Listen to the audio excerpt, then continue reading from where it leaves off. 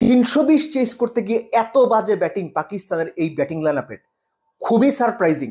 আমি খুবই সারপ্রাইজড হয়েছি। ম্যাচ জেতার জন্য ইচ্ছাটাই তাদের ছিল না। Really shame, really shame.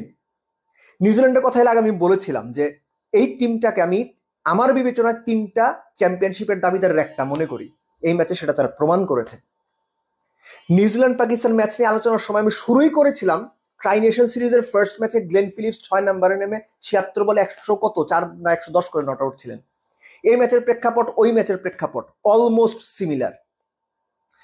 ওই ম্যাচেও 37-38 ওভারের মধ্যে 200-র মতো রান ছিল। গ্লেন ফিলিপসের ওই 100 পুরো ম্যাচের কমপ্লেকশন চেঞ্জ করে দিয়েছে। পার্টিকুলার এই ম্যাচটাতেও 38 ওভার শেষে বোধ হয় 193-94 ছিল। মোট কথা লাস্ট 12 ওভারে নিউজিল্যান্ড 127 রান করেছে, লাস্ট 5 ওভারে করেছে 64। উইলিয়ান, যিনি সবশেষ 6 ওয়ানডেতে 60 রান করতে পারেননি, সেই উইলিয়ান অসম্ভব রকমের গুরুত্বপূর্ণ চমৎকার একটা 107 রানের সেঞ্চুরি করলেন। But main credit goes to Tom Latham. এত চমৎকার একটা পার্টনারশিপ যখন উইলিয়ান আউট হয়ে গেলেন, তখন কিন্তু যেটা আমি আগেই বলছিলাম যে 38 ওভার শেষে যখন 193 রান, এই ম্যাচটা যে কোনো দিকেই যেতে পারত। টম ল্যাথাম 60 বলে 50 করলেন। 60 বলে 50 করার পর তিনি পরের 44 বলে 78 রান করেছেন।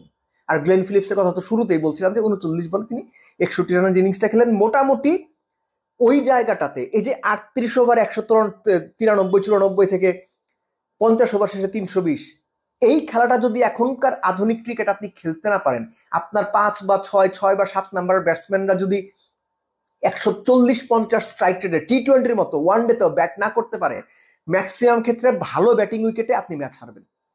নিউজিল্যান্ড এক্স্যাক্টলি সেটাই করেছে, যেটা এই উইকেটে বা এই কন্ডিশনে ডিমান্ডিং ছিল। হ্যাঁ, তাদের ব্যাটাররা সময় মতো পারফর্ম করেছেন, যাদের পারফর্ম করার কথা ছিল তারা পারফর্ম করেছেন, এবং মোস্ট ইম্পর্টেন্টলি ক্রুশাল জায়গাতে আউটস্ট্যান্ডিং পারফর্ম করে দিয়েছেন। টম ল্যাথাম, তিনি পরের যে 50-র পরে যে 78 রান করলেন, 177 স্ট্রাইক রেটে রান করেছেন ভাই উনি। আপনি চিন্তা করতে পেরেছেন এখন 5 নাম্বার ব্যাটসম্যানের কাছ থেকে আপনি কি চান? এক্স্যাক্টলি এরকম ফিনিশিং রোল চান। নট আউট ছিলেন ভদ্রলোক। সো এই যে নিউজিল্যান্ডের একটা রান একটা সময় মনে হচ্ছিল যে 260-70 করলেই অনেক, 250 করলেই অনেক, সেই রানটাকে সবাইকে বোকা বানিয়ে 320 পর্যন্ত নিয়ে যাওয়া। This is cricket, this is New Zealand team. এই নিউজিল্যান্ড টিম এই যে পাকিস্তানে আছে, আমি প্রিভিউ করার সময় আগের দিন স্পষ্ট করে বলেছিলাম, পাকিস্তানের জন্য পাকিস্তানের এই কন্ডিশন যতটুকু সুইটেবল, নিউজিল্যান্ডও অতখানি ফিট ইন করে গেছে। শেষ করবো পাকিস্তানের ব্যাটারদের কথা বলে। শুরুতে যেটা বলছিলাম যে তাদের অল টাইম বান খাওয়ানো উচিত।